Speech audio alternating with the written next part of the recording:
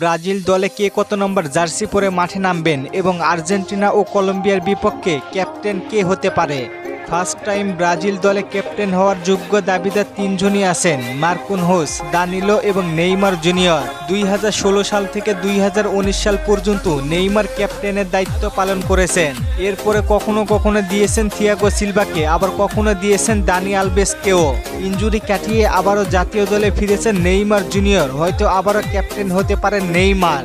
Coach Dorival junior আবারও নেইমারকে ক্যাপ্টেনের দায়িত্ব দিতে পারেন। চলেন দেখে আসি কে কত নম্বর জার্সি পরে মাঠে নামবেন।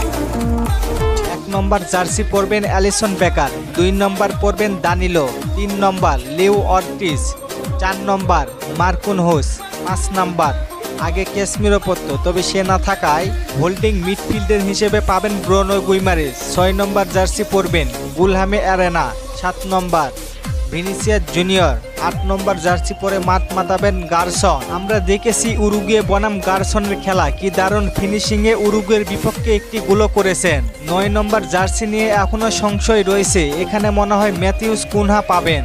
10 নম্বর জার্সি নিঃসন্দেহ পাবেন নেইমার জুনিয়র। প্রায় 1.5 বছর পরে আবারও নিজের সেই ঐতিহাসিক জার্সি পরে মাঠে নামবেন নেইমার।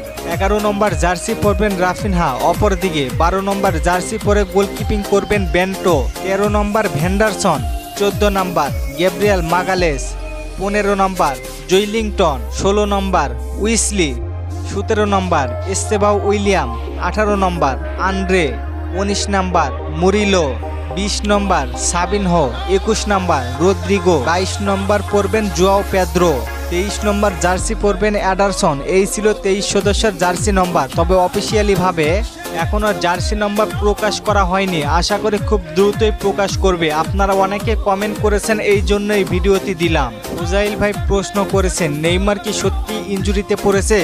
ভাই জি পড়েছে, তবে চোটটি গুরুতর না। ফারুক ভাই প্রশ্ন করেছেন, সাবিনহোকে বাদ দিয়ে অ্যান্থনিকে রাখলে ভালো হতো। না ভাই, সাবিনহোকে আরও সুযোগ দেওয়া প্রয়োজন।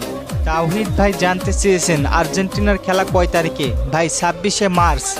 ধন্যবাদ সবাইকে প্রশ্ন করার জন্য। আর ফুটবলকে নিয়ে নতুন কোনো প্রশ্ন থাকলে করতে পারেন, পরবর্তী ভিডিওতে রিপ্লাই করব। ধন্যবাদ।